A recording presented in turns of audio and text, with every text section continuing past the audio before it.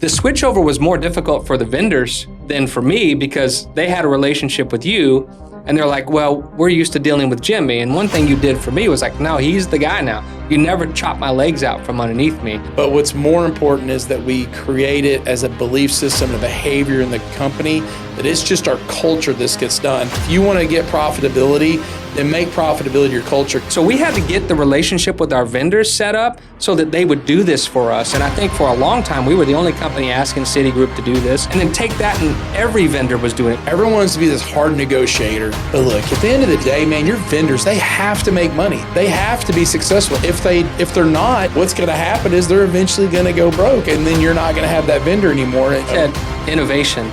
And innovation is forging a path where there is no path.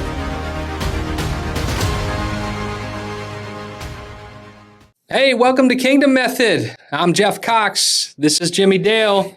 And Jimmy, it's another episode. But first of all, we got to talk about something that happened in the last episode. We had a little bit of a viral moment.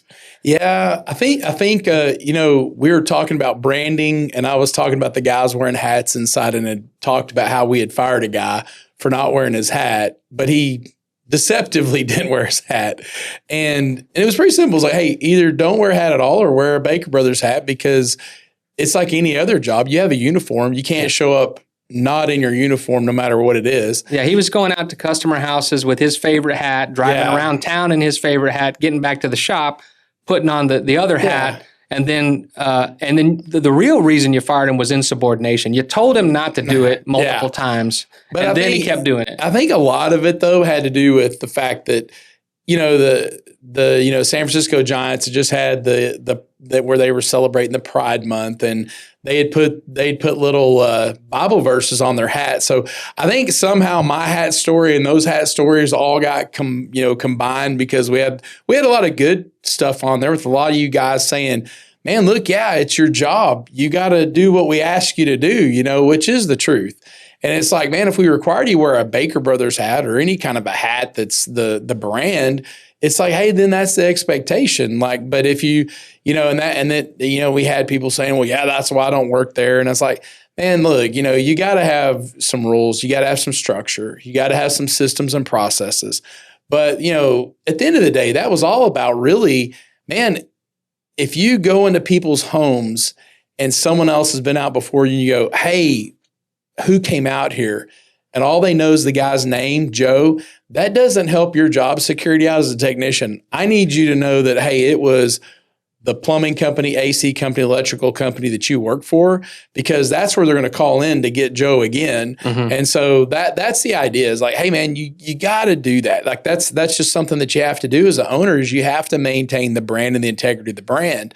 But I think it just got mixed up into the news story and kind of got crazy. But a lot of people, a lot of good comments, some negative comments that were kind of crazy.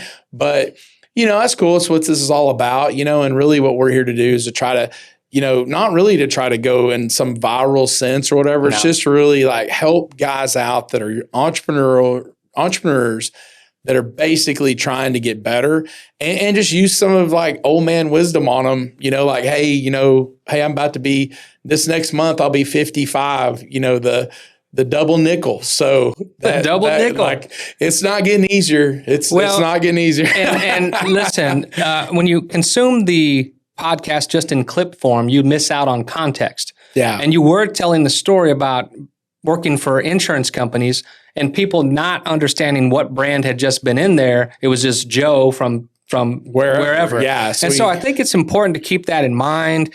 Obviously, if the whole purpose of the guy not working there anymore was he was being deceptive and he was being insubordinate, not whether it was hat, paperwork, whatever the case may be. That's the reason he wasn't working. Yeah, and I mean, and that's where, I always talk to guys all the time. And I remember years ago, I was talking to one of the guys, and he goes, man, y'all got us doing something else, fill another piece of paper out, or something that they had to do. And I was like, well, look, guys, and I'd suggest you guys to talk to your employees, tell them the why of what you're doing. But I literally go, hey, dude, if you want to make like, 40% less, I will sell all the jobs. I will get all the paperwork signed. I'll collect all the money and you just go do the job, but you're going to make a lot less money. And I said, I think that that's how you should judge how you pay people. If you give people more responsibility, then you should give them more pay. It's like, it's an equation that the more responsibility you have, the more money that you're going to make. And so if you want to duck some of that responsibility, it's cool. Like, you'll just not make any more money. And I think most people would like to make more money and they like to have more benefits. And so when you do stuff like that, I mean, it's like you need to talk and have those conversations with your guys and go, hey man, I know this is a pain. I know you feel like I'm loading up on you here, but if you want to make this kind of money, we've got to watch our expenses. We got to watch how we spend our money. We have to make sure that these things, we can manage the business as it grows, because I want to tell you, you guys, man, as these home services business get bigger, they get messier. They get less efficient. And that's why when you're like, man, when I was just like 8 trucks, man, I could operate at 30%. I go, by the way, which you're an amazing operator at 8 trucks at 30%, but you'll not do that at $20 million mark. I mean, if you're getting 30%, I mean, you got some secret sauce that no one else has. And if you do that, then high five. You're talking about EBITDA. Yeah, 30% EBITDA. And so what I'm saying is, if you guys can operate at that level, that's great. But as we get bigger, we have to have more systems, more processes, more ways to control the environment. And that kind of leads us into what we want to talk about today, which is, hey, our relationship with vendors. Like, Jeff, you came to work here, gosh, what year was that? 2009 or 2010. Yeah, It's been I feel a while. like it's 19 and something or whatever, but no, yeah. But anyway, back then you came to work for us, and your first job, I was so busy with vendors and vendor meetings and everything else, I couldn't go do the things I needed to do to help the business out. And so you came in, and I basically, I think our 2 things were like, hey, I want you to be the vendor manager. I want you to talk to all the vendor. And that was a hard transition. You can talk about that. Then the other one was too, is to control material costs.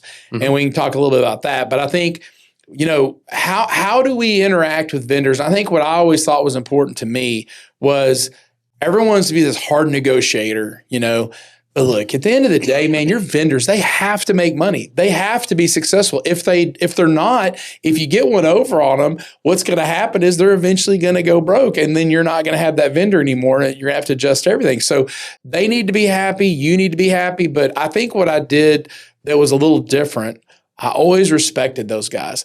I always listened to them, listened to the sales guy, even if I didn't use them, but I respected them. So as we made this transition, kind of talk about some of that, Jeff, because I know that was tough. Like when I go, okay, now you're going to go talk to Jeff, not talk to me. Yeah, I think it's important that you set me up the right way. You didn't say, hey, I want you to bulldog these guys until we beat them to breaking points. That's not the way it was set up. It was, hey, here are the vendors we have a relationship. We have to maybe get a little bit more margin here, or protect our EBITDA. So how can we negotiate as we grow? Because as in other episodes, you're talking about growing 30, 38%. And with that comes a lot of problems, right? If you're not remaining efficient, and you just spoke about it. You can't remain at 30, 20 EBITDA, 30% EBITDA, 20% EBITDA if you don't have these relationships in check. So you really, as I came in, understood the material aspect of it and who we buy what from. And everything that we negotiated, everything we spent money on, you let me touch in these relationships. And so the switchover was more difficult for the vendors than for me, because they had a relationship with you, and they're like, well, we're used to dealing with Jimmy. And one thing you did for me was like, no, he's the guy now. You never chop my legs out from underneath me. Yeah. But the important thing is that it is a partnership, right? You cannot make this a one-way street. And a lot of times people do what you just mentioned, and they just say, let's just beat these guys down until they can't make any money off of us, and then they don't want to partner anymore. Yeah, and I want to say something too. One of the things too is, I knew, kudos to you, because I knew Jeff was smart. I didn't hand the vendors over to some ding dong, and go, okay, well, I hope that works out okay. I mean, you have if you want to hand this responsibility off, you have to have someone who has experience doing it that's a smart person.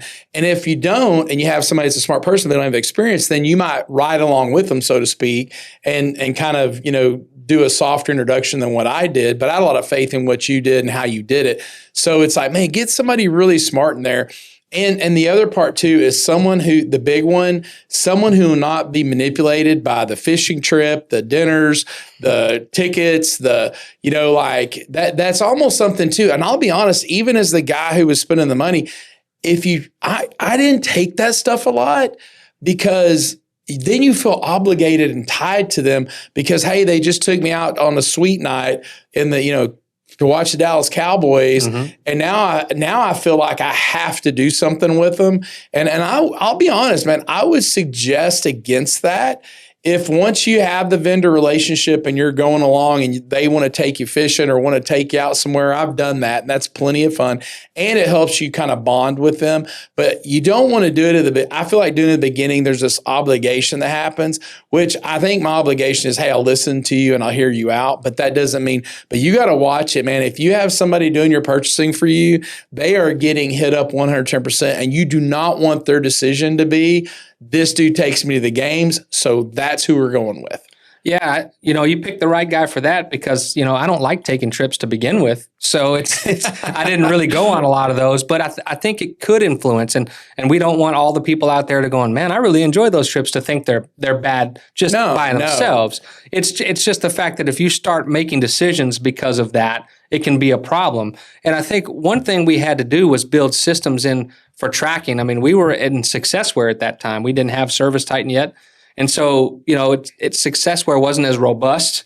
And so tracking vendor stuff was a lot of manual processes. There's a lot of spreadsheets, but it had to be done because not only do we want to know who's spending what on material as far as technician goes, but then we want to know where are we spending our money with what vendors the most, right? So that we can leverage that. And I think what a lot of us do is we try to count every bean. So I remember my dad just, when we were partnered back, pre-2008, man, he was pouring over every packing slip, maybe every work order. He's looking at all the money that's coming through, and it was just a lot.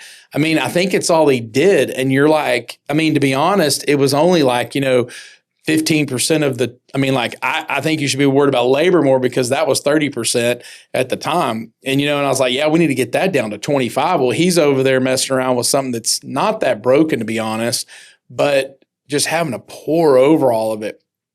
And so I think for me, it's like, and this is something I think just in the strategy of what you can take, this little takeaway is, man, you don't have to count everything. Just look at the things that are broken. Yeah. Look at the things that don't make sense. Like, just look at the red flags. And so what we used to do to kind of describe it is we used to buy our material by truck. So every truck, like no matter which vendor we had, truck one was the same truck one in every vendor. And so we had all the truck ones total. And when we got the statement, we had all the truck ones total. Then we just took truck one, what were the sales, what were the material, yep, and then what was the percentage expense against it? So like if we saw some guy, say that we were trying for 11 or 12%. I mean, and I'll be honest, guys, like 16 in plumbing is pretty normal. It's 16. And Jeff got us down to 11 all day long. So, I mean, that was something else too. This methodology, it paid huge dividends.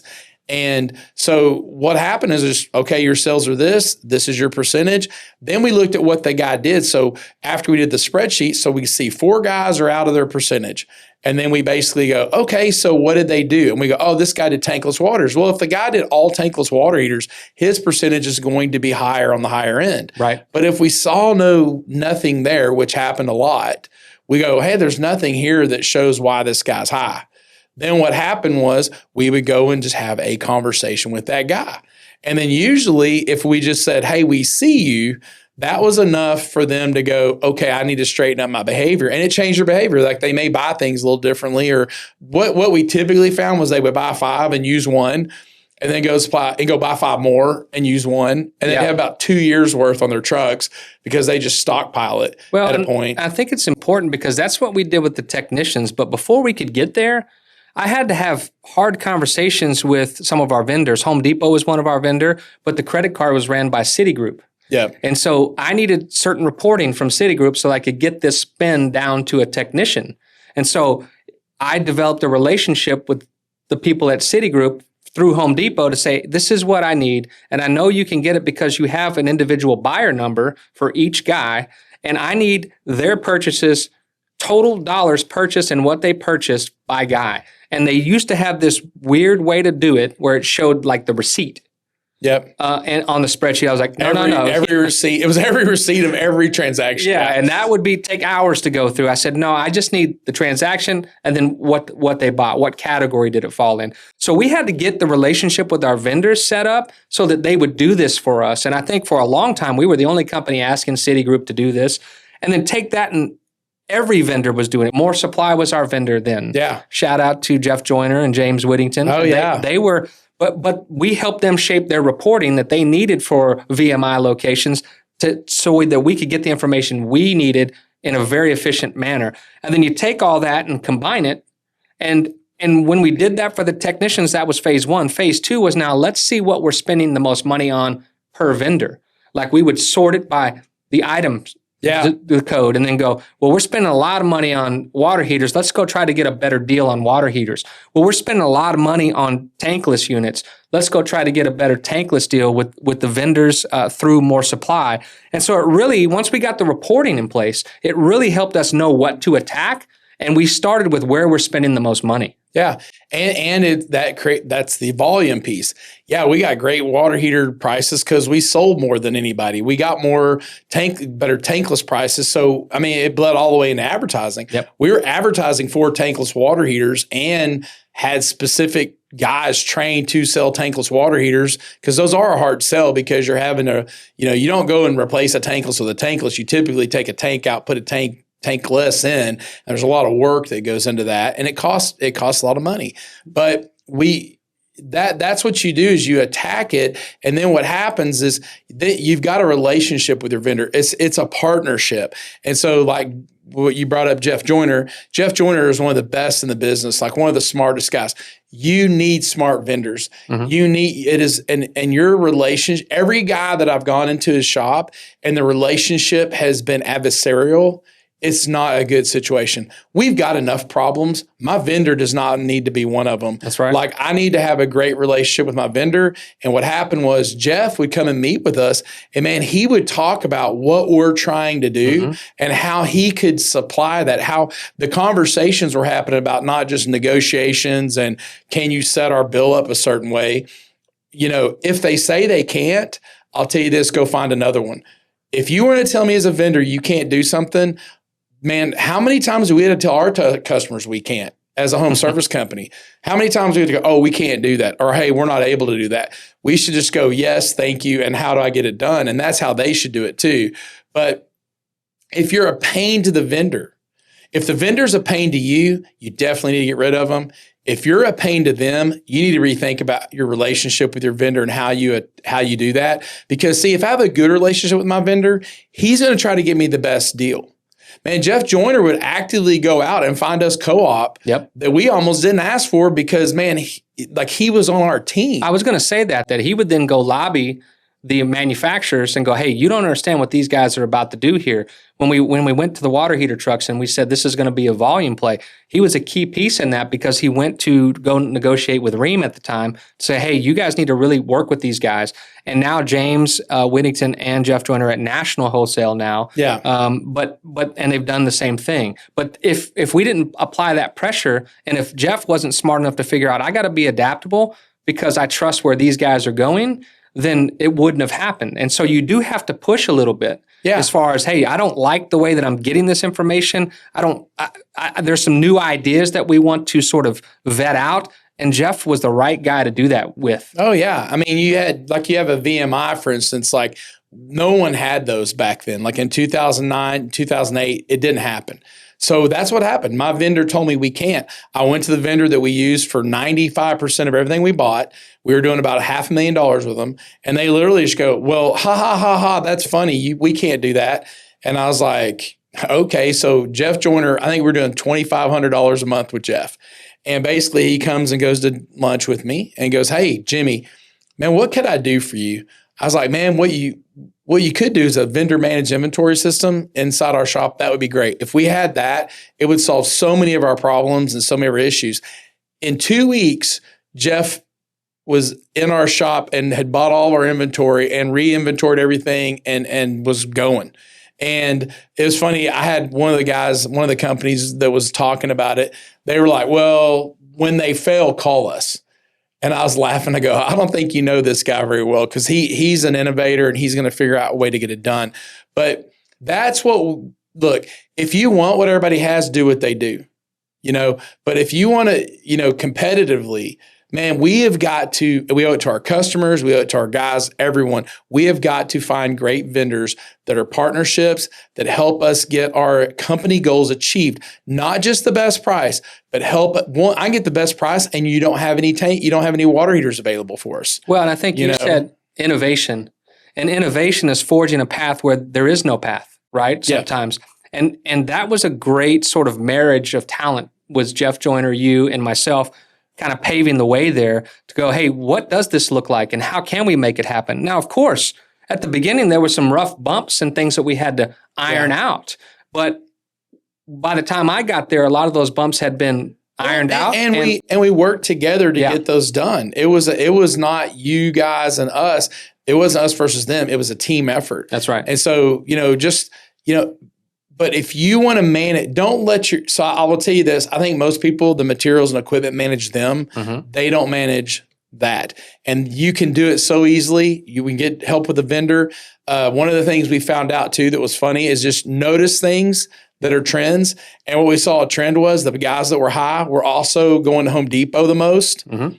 And just to be honest, like if we did all this work to get all this done, if I basically just said, hey, you can only go to Home Depot 5 times in a month, it would probably solve 90% of our problems today. Like we found out later though, but if we did not measured and kept score, we would never know. So, we're kind of been beaten on and then I'll give you another nugget. This was one of the things I think it's probably Jeff's idea, but I'm going to say it's mine just so that I can get some accolades. But anyway, no, what we did was we went to Jeff Joyner and those guys and we said, hey, look, y'all do net 10 too. So if you pay before the 10th, you get a 2% discount.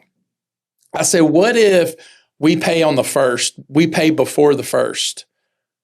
Would that be worth something to you guys? And I go, and what if we don't use a credit card? So a lot of you guys use credit cards as y'all are trying to get the points and the flight miles and all that. And that's cool, whatever.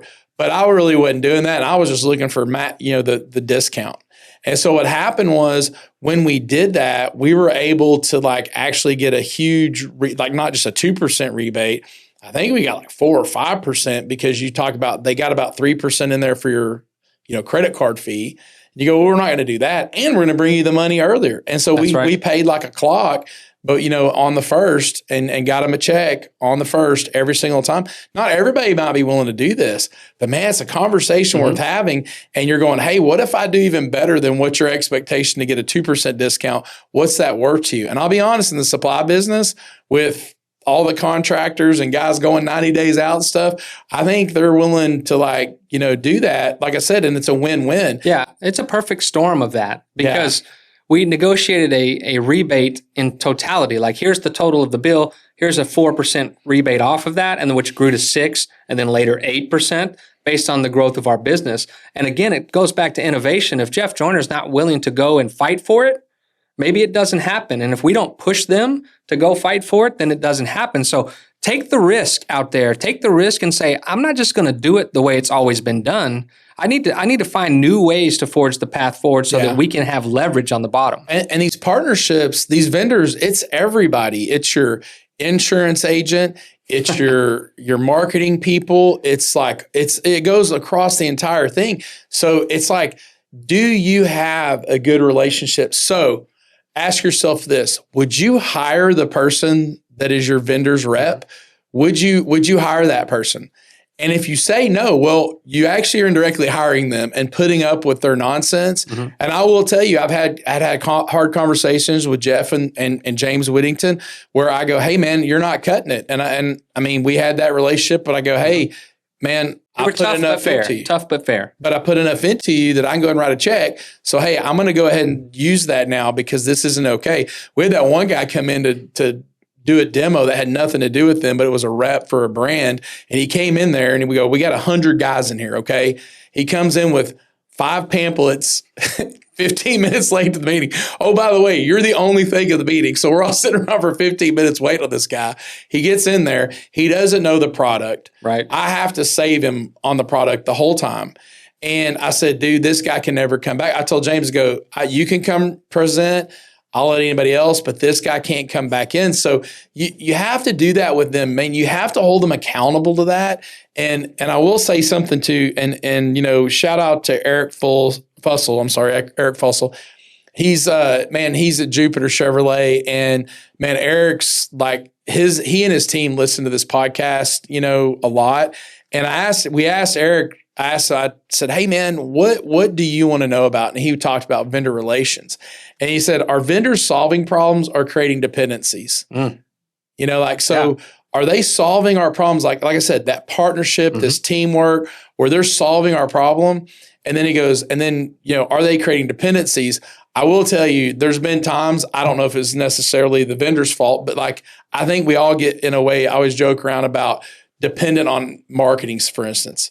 We find a marketing avenue that grows our business 20%, man, we become like a freaking, you know, heroin addict or something. We're over there like, ooh, how about a little more? Be careful, we don't want to go viral again. Yeah, what if we do a little more? What if we do a little more? And then we're like, hey, what if we do a little more? And then what happens is you all of a sudden, you feel at a point sometimes held captive in a way.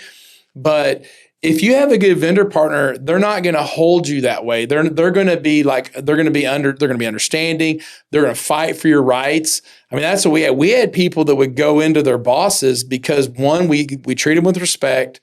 You know, a lot of times we wouldn't let them buy lunch. We go, no, I got your lunch this time. Right. Just like it's a friend, like we take turns or whatever. But they would go and fight for discounts. And I had a guy come in one time and he's like, man, Jimmie, I guarantee on all your overhead insurances and everything you do, I can save you 10%. There's not a company I've been in that I can't at least save them 10, sometimes 15 and 20. And I'm like, dude, you're more than happy to come in. And they came into the business. They couldn't even find a 2% savings because and he goes, what do you do? Like, what is this? I was not a tough negotiator. My negotiation tactic was this. I want to tell you, I will not push this piece of paper back and forth. We're not in a used car deal. You give me the best deal you can, and then I'm going to go on to these other guys. And whoever gives me the best deal, but I will not push it back and forth and keep, you know, so whatever your best deal is, you need to present it. If not, we're going to move on. So I didn't do the negotiation thing. It was just like, you better bring your best thing. And a lot of people didn't, and they weren't our vendor. And what happened was we would get people that do, but because we respected them and because we treated them right, they would go into their boss and go, dude, we need to be a part of this company. This company's growing. So our growth and our benefit benefits them. We're going to buy more of what they got, you know, and it's like, hey, we need to hitch to this wagon. This wagon's going the right spot and we need to be a part of it. And we had very long-term vendor relations, but we also let some of the guys go, like some of our insurance agencies that we'd been long-term with. We switched, you know, and we did that. And I think here's what I would tell you so there's not a dependency is everyone knew that we were going to price them every 2 years. That's right. Jeff Joyner, who we gave a lot of credit to right now, he knew that every 2 years we were going to go out to 5 more vendors and we're going to shop the business and keep everybody honest. So it's like, you know, hey, trust, but verify. Well, and you said it. We had vendors that couldn't get with the program or didn't want to go outside of the box and help us accomplish things, and they didn't stay our vendors anymore. And I think when we're talking about the kingdom method is about being genuine in your relationships. You can be tough, but you must be fair, right? You can't be unrealistic. You can't be demanding all these things because that only works for a little while. And if you want the most out of your partnerships and you want people to be innovative and thinking of how they can help you help the business, then you have to treat them with respect. Yeah. And that came natural for us because we have faith, and our faith led in those moments. But we asked people to do stuff. We didn't tell them to do stuff. Like Paul Kelly, for instance, that's, part of Wrench, and, Parker and Son, which is probably one of the largest businesses I know in one market anywhere in the history of the world. But I mean, he would get his vendor to deliver. They would deliver the actual product to the addresses every morning. So his vendor would literally, I mean, he was like the largest AC company in town, and he didn't have to get his guys to go pick it up or to store it in his warehouse. They took it to the job and dropped it off. But he didn't tell them that they did it. He asked, could you do this? Is this possible? And in their partnership, they figured out, hey, and that is exactly right. It's like we all should be treating people with love and respect, 110%. But we also shouldn't be a doormat. Yeah. So it's like, hey, I'm going to, I used to always tell the guys that. I used to joke around and go, hey, if you want to run a plumbing company or whatever, you got to shank somebody in the yard. It's like you gotta be tough, or it's like weakness is considered. And I would always say, hey, don't never ever mistake my kindness for weakness. And you set me up very well with that, because you're like, you knew how I was to begin with. I'm wired pretty competitively, and I'm like, look, I want to be the best, and I need you to want to be the best. And guys like Joyner and Eric Fussell, and I don't want Fussel's head to get even bigger, but he knows how to take care of people, right? Yeah. And that's who we want to partner with, because we're like-minded, right? Yep. And we understand the mission here. And the mission is that if you can help us by taking away pain points in our business, then we are going to be indebted to you a little bit. But that doesn't mean you can take advantage of us, because every 2 years we're going to shop the business just to keep you honest. But there's a little secret. It's much harder to remove the incumbent once they're in your business. But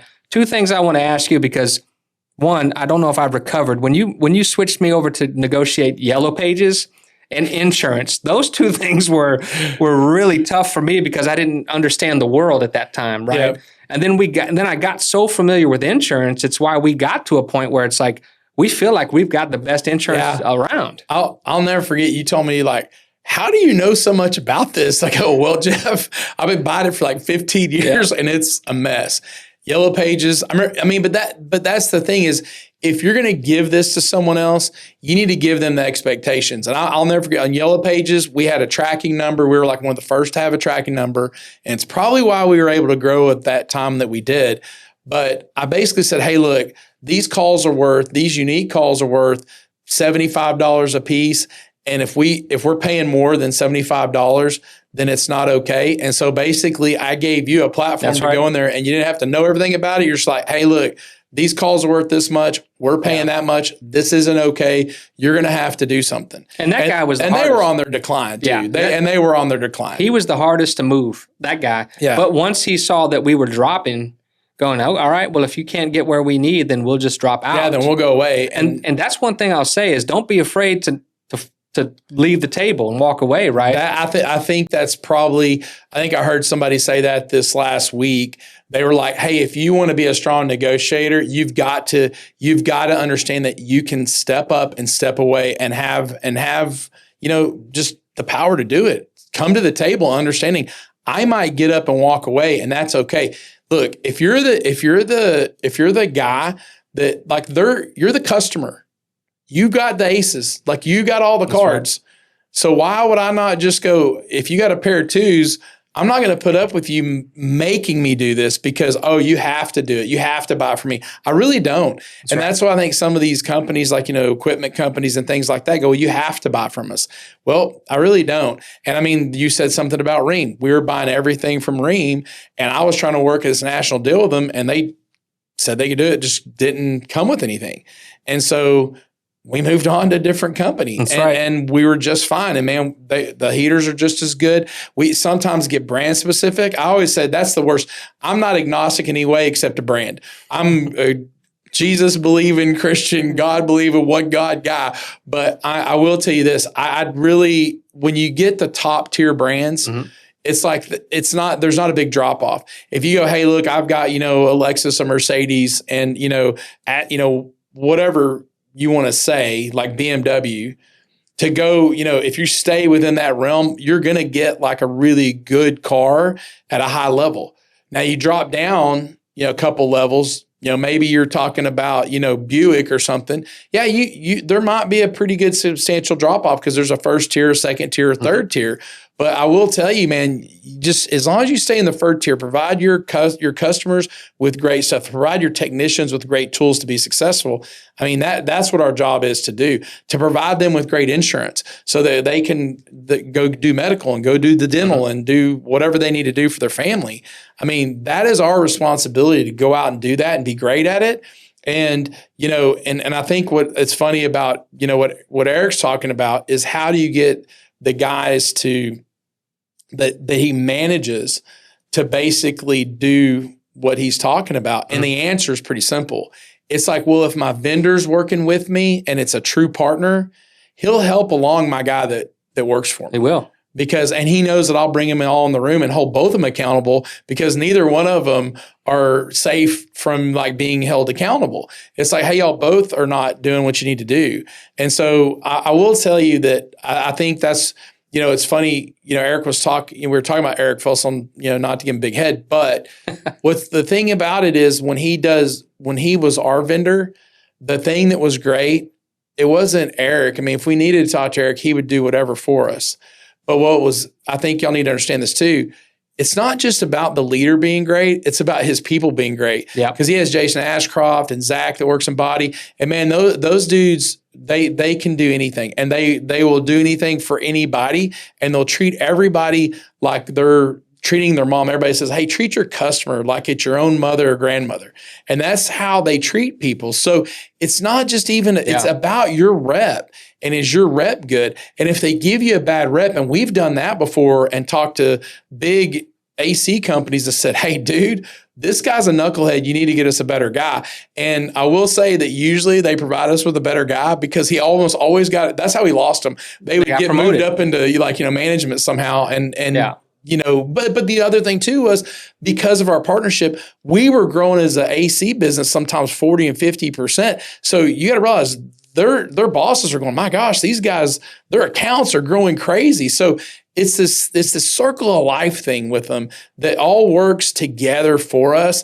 And like you were talking about the kingdom method pieces, dude, man, be respectful, of people. I would also make them be respectful of my time because they'll like to do that. They want to come in and go for a 30-minute meeting or tell you it's 15 minutes. And next thing you know, you're in there for 30 an hour and you're like, hey, be respectful of your time too and hold them accountable to that. But man, and I think it's okay, man, show them that you're not a pushover. And we were trustworthy, Jimmy. Yeah. They knew that our word meant our word. And the thing about the vendors that worked with us, like Jeff and Eric, they knew if they took care of us, they would get more business, not just from us, but then they could replicate the things that we set in place and take that to other businesses. And I don't know how many people I told about their business. Yeah. The barbershop marketing was another example of somebody, man, I don't know how many of their clients had came to me and talked to me at one point in time and said, hey, do you know a good ad agency? And I was like, dude, yeah, at first it was Liz Barber there. Then it became Amy Hall. And I'm like, yeah, dude, man, they will take care of you. They'll buy it. They have great creative, man. It's taken a lot of weight off of us. I was talking to some guy, he said they had, and it was a big company. They had 7 marketing people. How many did y'all have? I go, we had like 2. I go, and really, we use the barbershop, man. They were our voice there. And to the point, it's like something just came up, basically with the barbershop. And now they're doing about 4 of the companies for wrench. And something came up. And what happened? You guys defended them, and said, hey, man, wait a second. That's not okay. So that's the other part too. This goes both ways. I mean, we're so supportive of them because of the relationship we have that we'll step up for them and go, hey man, that's not fair. So you got to do the right thing no matter how much it hurts, right? Sometimes it hurts. And that's one thing that you taught me was, hey, if we promised something, we're going to do it, even though if it's hurt. If it's our mistake, we're going to eat it because we said we would, right? We just had that happen at the organization today at the Perfect Life. We just had it happen. where somebody made an error in calculating something and it changed the scoreboard now to the benefit of the company. I mean, not to the benefit of the employees, but it kind of was like a bonus that you hit this scoreboard. And what happened was at the 11th hour, we figure out, oh, they messed that up. And we're just like, well, dude, we gave them our word. We got to do it. We can't like go, well, fair is technically we reverse it. But if you reverse it, dude, it creates a problem for sure. I mean, and that's what you always did. Every time there was a mistake that we made, we honored it. And I think as we talk about this, everything was driven by a pain point. There was some pain point in our business that we had to solve. So you got to identify what the pain point is. Then you got to get creative. You got to get innovative. Get your relationships with your vendors to where they can get creative and innovative with you to solve that pain point. And then once you have that pain point solved, then you rinse and repeat to the other pain points. Well, and I want to say something too. So here's what we want to do in small business. We go, hey, man, we had this vendor relation issue or whatever. We have a material issue, equipment issue, whatever, and we want to solve it. You know what we do is we always, wear a bunch of hats, right? So what we do is we take it and go, oh, make that someone's part-time job. Yeah. And I'm going to tell you that never in the history of Baker Brothers ever worked to give somebody the part-time job. Oh, the managers will be part-time fleet people too. Never worked. Hey, let's go do this material. Oh, well, every manager, it's their part-time job to do this. Never worked. And then when you came along, we would have we'd have a 14.5%, percentage to sales month, 14.5. It would jump up to 20. It would go back down to like 15 or 16, but it was so erratic. And I go, man, we got to get this fixed. And so when you came along, and that was your main job. And I'll tell you, we did the same thing after you left, got Marshall, for instance, and he was and you go, hey, for every point you save us, we're going to give you $1,000 that month. So for every point you save us below this level, 14 and a half, you're going to get $1,000. So when you got down to 11, I mean, you're getting like $4,000, $3,000 or $4,000. It was nice. Depending a month that you just got on the bonus that you were driving, and you had the ability to go all the way to the managers and the technicians to get this thing done. And the vendors, you gave me leverage over the vendors, like you gave me autonomy to go, hey, you need to manage them. And Paul Kelly has this great saying. He goes, if you have a problem in the business, and I've used this, don't know how many times. And Paul Kelly said, if you have a problem in the business, if you get the right people in the room and meet about it once a week, you'll solve that problem. That's right. So I know it's one thing to go, oh, you innovate and you do this, you find a problem, and then you figure out these ways.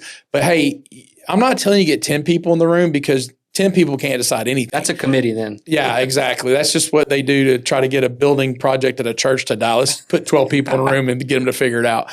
But if you literally put the right people in the room and say you take that are smart and go, hey, here's the problem and we need to figure out how to solve this, you'll solve it. At Baker Brothers, we had a problem with employee damages. And we basically went in there and said, hey, here, got the right guys in the room. Mm-hmm. They met every week. And it almost sounded like, oh, nothing will happen. But man, sure enough, every time I've done that and used Paul Kelly's saying, it has always solved itself. And usually we only have to do that meeting for so often, like maybe 6 weeks to 2 months. And we've got a system and process in place and it's running on its own. And that's what you want to do. You don't want to have you want these systems and processes to be a belief of how you go about your day. You don't want it to be this thing that you have to check on because you can't check on 20 different systems and processes. It just needs to be the way your employees go to work. That's right. And what everybody goes, oh, we're going to do an SOP. Okay, let's write it up. Let's make a book. Let's put it on a shelf. And when are we going to pull the book down? When it's not working. When somebody leaves. And somebody's not doing their job right. Then we're going to pull down the book. Yeah. I said, it's cool to write the book, but what's more important is that we create it as a belief system and a behavior in the company, that it's just our culture this gets done. And that's what's important. If you want to get profitability, then make profitability your culture, because that's what,